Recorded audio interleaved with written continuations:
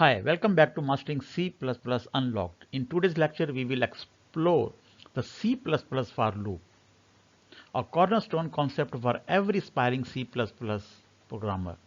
We will break it down step by step with hands-on coding examples, ensuring every term is explained clearly, even if you are encountering them for the first time. So grab your coding tools and get ready to code along.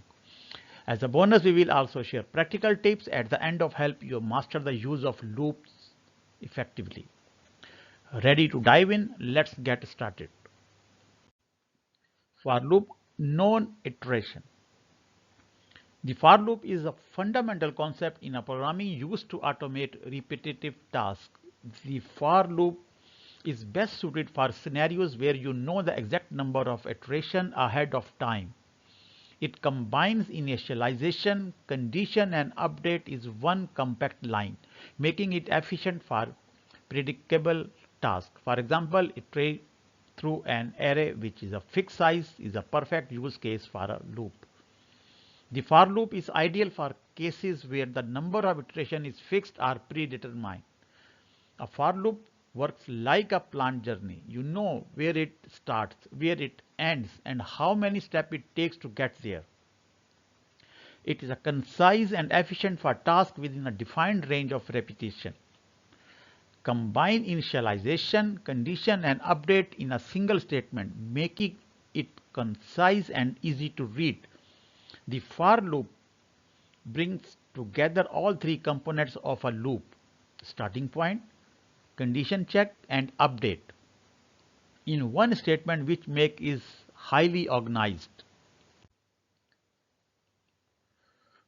Initialization, condition, and increment are decrement. Initialization set the initial point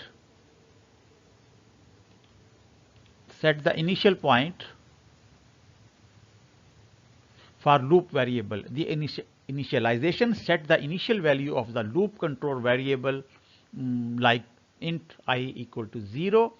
This is executed only once at the start. Initialization defines the loop variable which track the number of iteration. In this example, I is start at 1. Condition determine if the loop should continue running. The condition is checked before each iteration. If the condition evaluates to false, the loop terminates. If the condition evaluates to true, the loop continues.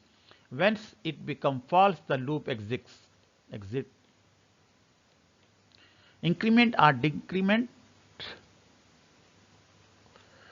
Update the loop variable after each iteration.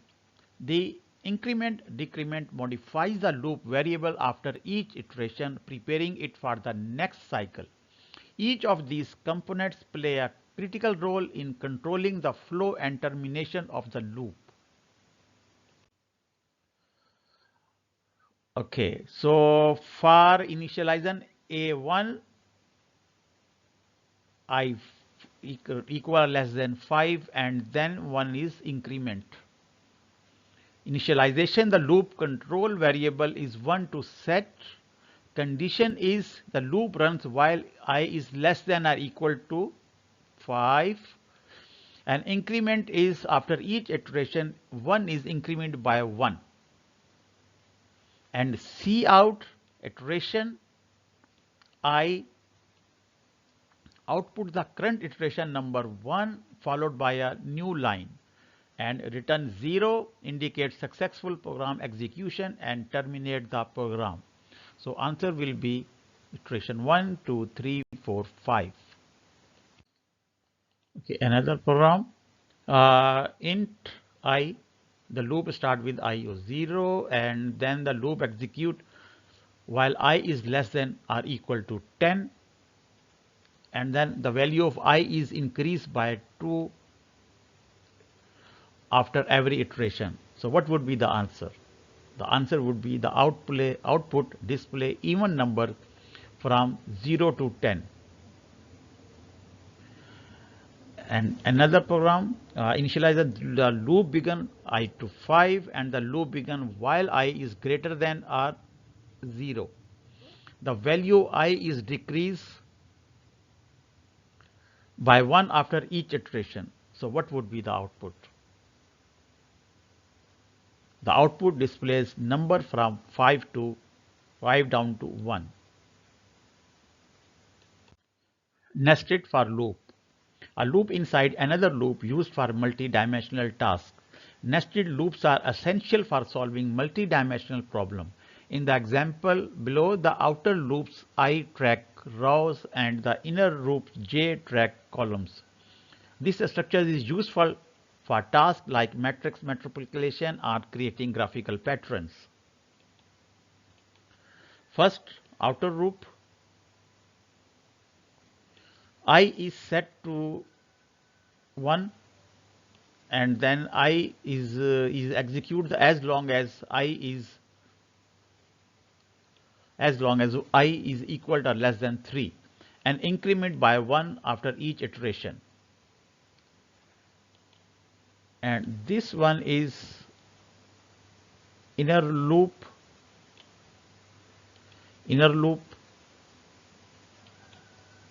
J is set for 1, the value is 1, and then J is, while J is less than or equal to 3, this one, and then increase J by 1 increment after each iteration.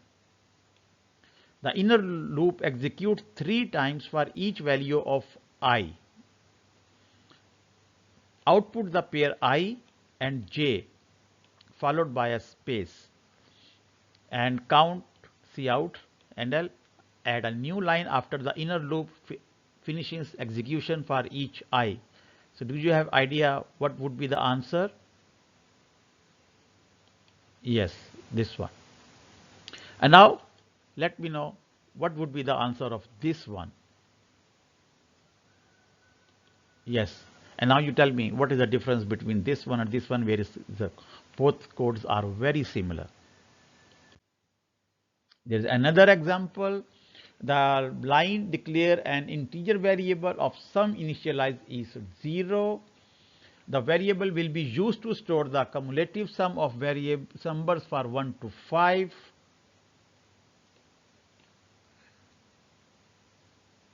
Initialization is 1 to I and the create a loop counter variable I and initialize it to. Condition 1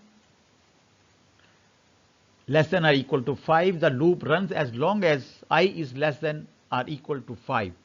When this is actually 5 times for 1, I is equal to 1, 2, 3, 4 and 5. This line output the string sum followed by the final values to the console. The operator is used for concatenate strings and variable for output. And I'll move to the cursor for new lines, and for example, if the sum is 15, output will be 15. Hands-on practice, write a for loop to calculate the sum of the first 10 even numbers. We have 5 minutes or 10 minutes, okay, you can take 10 minutes to 15 minutes to solve it, but obviously it will take too much time, so I'm placing the code here, this one. So int sum, a variable 0 named sum of type integer is declared and initialized to 0. This variable will be used to store the cumulative sum of even numbers. Initialization to 0 ensure that there is no leftover value for previous operations.